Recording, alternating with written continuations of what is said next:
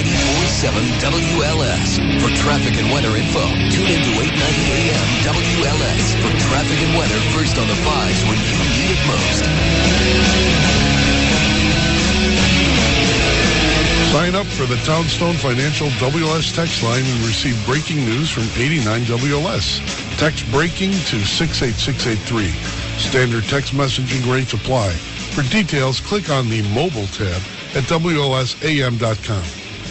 And Lauren, this is John Cass, Lauren Cohen, 89 WLS. Big headlines. Children are having their self-esteem destroyed by the education bureaucracy that is using red pens to assault them. I get it. I don't like the color red. Red pens Red is associated terrible. with anger, John. It makes you angry. Well, tell us about this red pen outrage that we need people to stand up against. This is the researchers from the University of Colorado who claim the pen color can have a negative impact on how a student feels about themselves. So basically, they're great. You know when you got your papers graded or someone marks up a paper and they do it in red. And so the study basically found that it makes a kid feel bad as opposed to using maybe blue or yellow or purple, something a little bit more gentle. How can you read it? Well, sort of a bright yellow, the new yellow. Oh, the new yellow. It's just an example. Right. So we'll go back to blue or something purple. Red is associated with anger, stop signs, making a kid feel bad about themselves. Let's evolve, and let's not hurt their self-esteem so they can Kids grow are up to have their money stolen by their government. So what's the deal? So what is with these scientists? You can't use red pen?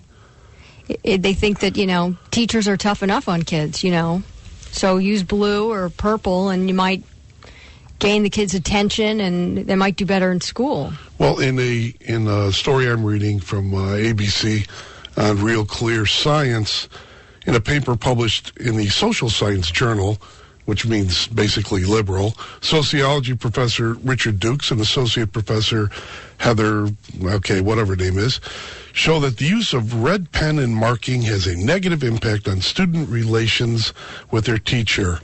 Then they say instead, while the findings are of moderate strength, they are statistically significant. They are like gentle rain, not life-changing, but it is raining. These people have PhDs, my friend. Yeah, here's a quote from clinical psychologist and former primary school teacher Sally Ann McCormick. She says it's a ridiculous suggestion and a massive waste of time for everyone. Criticism is a normal part of everyday life. So if you're going to criticize a child's work, should it matter what color? Well, do you remember your teachers? I can remember Mrs. Bale, Miss D'Alessandro, Miss Kissman. And I didn't care what pens they used because they were so beautiful that I just stared off into space. You were in love with your teacher? We had young, beautiful teachers, and they were all cool. Okay, Tom and Oswego, red pen or not, is your self-esteem destroyed?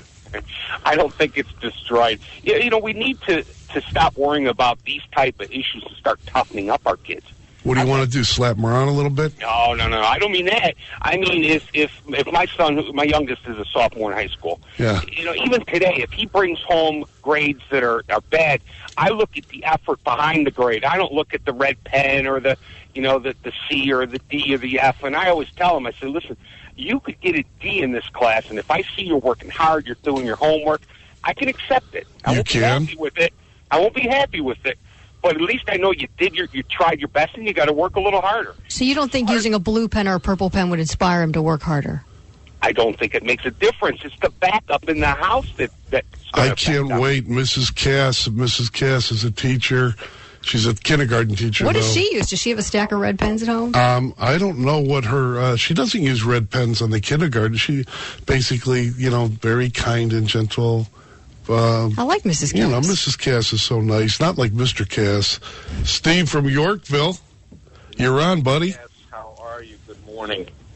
A red pen had a significantly different impact on the female lead in the movie The Secretary. Okay, watch where you're going here, because I got my finger on That's all I'm going to say. I don't know where you're going, dude. What? I'm just referencing a movie, and the pen can have different effects on different people at different times of their life. That's all I'm saying. I love you, Steve, but I don't know what you're saying, and that kind of creeped me out. I know he was going for the creepy. What? All right, so now Vic on the north side. Vic. Yeah, John, this thing came up about 10 years ago. With the red pen? Yeah, when I was in the school council at a high school. And somebody brought it to the school board meeting, and the teachers laughed at it. I mean, this is a joke, At the same time, I was a judge in the science fair at a grammar school around here on the north side, and I was happy that my daughter got the second prize in the science fair. Then I found out there were 3 second prize awards for the science fair and 5 first prize winners. So we're trying to smooth it, make it easier for the kids. Nobody should feel left out. If you're picked over, you're not tall enough to play basketball like me. I'm on 5'8". Yeah, me too. Was I supposed to feel rejected? What are we trying to do? We should have played soccer, Vic. You're Italian, I'm Greek. We were born for soccer. You're right. All right? So no more coddling of kids. It's kind of like the meal thing, John. I don't know. I see this today with a lot of families. Vic. Whatever meal was served, I had to eat. But now, today, they cook a different meal for every kid in the room and what they want to eat. Really? Not at my house. What house is that?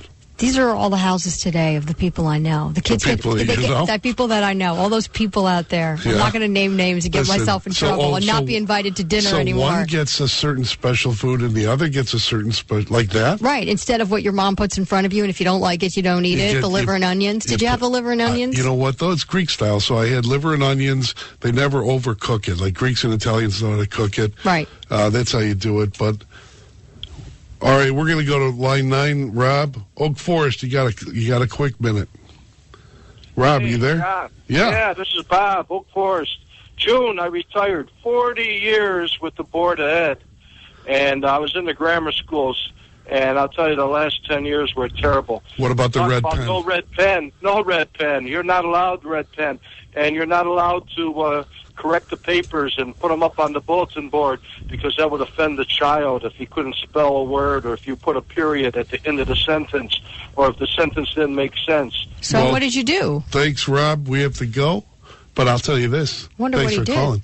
I hope he calls back and lets us know because you can't destroy the self-esteem of a new generation with a red pen. I wonder what Miss Abbott would say. She'd just the blue yell. or purple. Little tiny Italian lady, and she yelled. She'd go, "Hey!" And that was it. I'm John Cass with Lauren Cohn. Back with more after this. Coming up today, too, on Rowan Roper, Groupon gags on guns. Plus, Atari is filing for bankruptcy. What next? They recall my DeLorean? Rowan Roper, afternoons 2 to 6, 89 WLS. 89 WLS, John Cass, Lauren Cohn. Lauren brings up the story that's heartbreaking about the pens. The teachers are using red pens, and that's hurting the students' Can they feelings. even afford to buy pens in the schools anymore? I don't know. Can they cut that from the budget, too? I think that our teachers need our support, and we've got Steve at Palos Heights on line 2, who remembers one of the first loves of my life, Mrs. Bayo. I do. 7th grade. To refresh my memory, I went to Clark also. And that's Clark in Oak Lawn. Yeah, Clark in Oak Lawn. And she was the principal after Mr. Cahill had passed. Yeah. And I can remember being sent down to see her. And I can remember... Well, you have to describe Mrs. Bale. She's like 4'11". She wore these high heels, and she had a real high beehive. And she was so cool. I didn't want to use beehive. I'm glad that you did. But yes, that was how I would describe it. I had a big crush on her. Yeah. Yeah, and I could remember being sent down, and I'd be on the other end I'd be at the other side of her desk, and she would just be giving me that look, and I know you know the look, as she would... I married a Sicilian. I know the look. Yeah. I said, look, that Italian cold flame in the eye look, yeah. Absolutely. Love and it. What was funny about it is that looking back at it, she would be taking a slow drag off a cigarette as she was looking at me, and then... Oh, I can't believe that. Don't even, Steve. You're gone, man. I love you, dude. Hey, I like this text, John. Yeah. 847 says, how about using green ink? Go environmental. Well, it says, how about using green ink? As the wacko environmentalists have proved, green is the new red, the Amish texter. There you go. Is green the new red? I think it's a great idea. Let's go green. I just can't wait. I just love it. And I just like the idea of not using Maybe use black ink. Is black okay? Or white ink? White ink on white paper. Because then there's nothing there. Then there's nothing there. Then every kid could get a hug and an A. Feel good about themselves. Feel good about themselves. I don't know, Lauren. How do you feel? Do you feel I good miss about Mrs. yourself? Bayo. I feel good about myself, but I have to write a column now for tomorrow, so I'm thinking that now. Anyway, we'll be back. John Cass, Lauren Cohn, back after this, 89 WLS. Get the latest news alerts on the go and stay informed. Just text BREAKING to 68683. 89 WLS.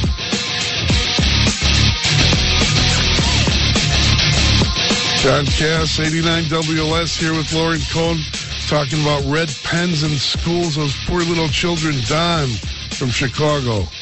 John.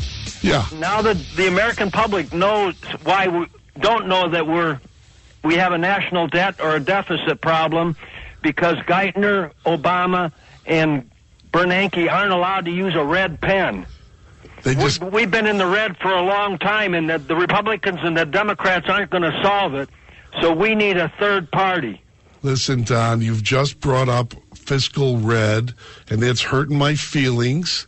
My self-esteem is going down along with my bank account. Lauren? I'm going to go out and buy you a box of purple pens. You know what I'd really like, Lauren? If you could tell us your plans for how you're going to help science in the future.